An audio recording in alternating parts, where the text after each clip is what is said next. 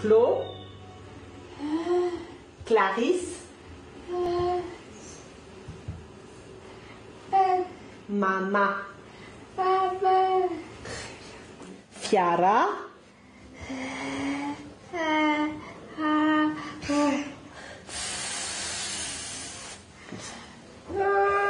Non, donne-moi ta main.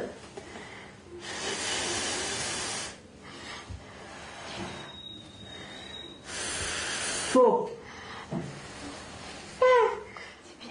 En fait, là, les gestes qu'on utilise, c'est pas de la langue des signes, c'est ce qu'on appelle de la verbotonale. C'est-à-dire que ça accompagne l'articulation. Parce que le feu, par exemple, qui est très soufflé, qui est très lent, on bouge les bras lentement et comme si c'était un souffle. Tandis que le que, il y a la langue qui recule, donc on fait reculer les bras et automatiquement la langue va reculer en même temps. Iara. Et c'est avec ces gestes-là qu'on les aide à articuler. Et ensuite, ils enlèvent les gestes et il reste le mot, bien sûr. Et là, elle est en train de découvrir qu'elle peut dire des mots, quoi. Donc ça, c'est extraordinaire. Li, li, li, li, li, li, li. La, la, la, la, la. On a longtemps appelé les malentendants des sourds-muets. C'est en réalité un abus de langage. Pour la plupart d'entre eux, les capacités vocales sont intactes.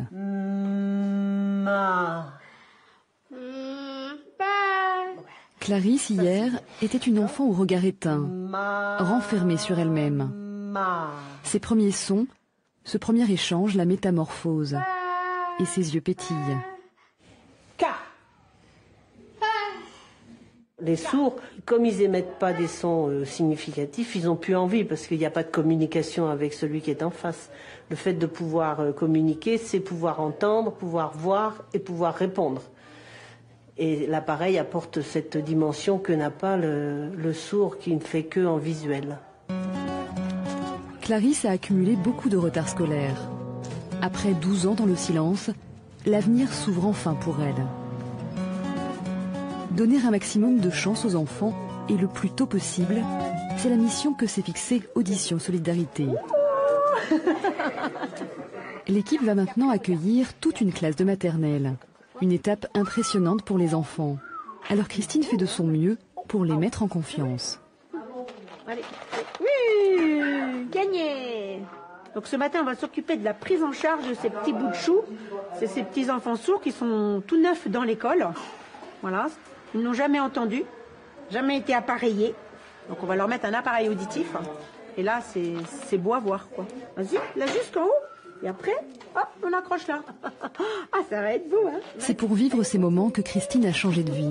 Allez. Elle était institutrice dans les années 80. Aussi, regarde. À l'époque, les enfants sourds étaient très mal dépistés et souvent mis à l'écart. À toi, Manon.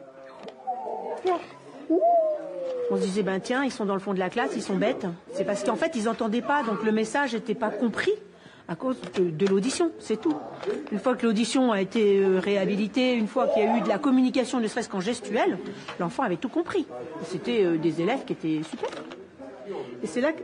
Ouais, bravo. Et c'est là que j'ai eu envie de me tourner vers l'enfant sourd parce que je suis assez dans la mimique, dans la démonstration, et je me suis dit, bon, ben, j'arrête l'éducation nationale et je reprends des études d'audioprothèse pour pouvoir après faire surtout de l'appareillage de l'enfant et puis voilà, communiquer avec ses enfants sourds. Alors, ah, ça fait drôle dans les oreilles, hein.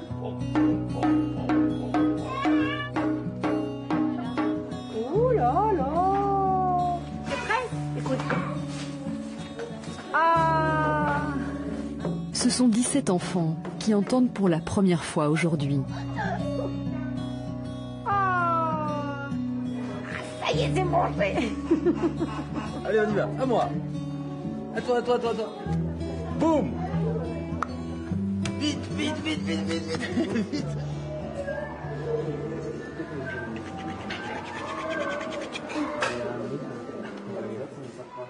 Rémi fabrique sur place les embouts sur lesquels sont fixés les appareils auditifs.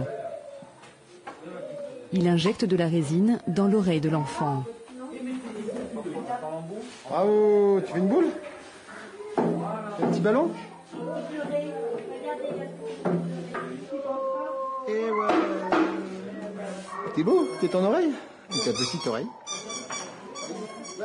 L'association a installé un atelier sur place pour fabriquer les embouts à partir des moulages. Les surdités des élèves de l'école sont profondes. La réussite de l'appareillage dépend beaucoup de la précision de ce moulage sur mesure. C'est pas mal, hein. Les oreilles grandissent, les oreilles bougent énormément tout au long de la vie d'un être humain. Donc l'oreille se déforme. Il faut en permanence refaire des embouts. L'appareillage, c'est une chose, mais un des éléments de l'appareillage, c'est l'embout auriculaire. Et il faut qu'il soit toujours adapté à la morphologie de l'oreille. Voilà, parfait. L'atelier va perdurer puisque ce sont les enseignants de l'école qui réaliseront eux-mêmes les embouts à l'avenir. Les bénévoles ont donc à cœur de donner la meilleure formation possible aux professeurs qui, comme Solo, vont prendre le relais auprès des enfants sourds. Voilà. Stop. Regarde. Toi, tu le tiens à plat. Tu vois pas ce que tu fais. Moi, je le tiens comme ça, vas-y, tourne. Et moi, je vois ce que je fais. Très important, pour pas se blesser. Et là, toujours avec des points d'appui. Une part d'artisanat, vraiment, dans ce métier. Une part d'extérité manuelle. Ça me fait énormément plaisir de pouvoir transmettre mon savoir, entre guillemets, mon petit savoir. Parce que je sais qu'un embout qui est mal réalisé peut blesser et gêner l'appareillage quand on ne porte pas ses embouts, on ne porte pas son appareil. Donc, forcément, pour un enfant en scolarité, ça va altérer sa scolarité, quoi. Un peu d'un côté, là je suis dans l'axe, et là je vais de l'autre côté et je vais dans l'axe.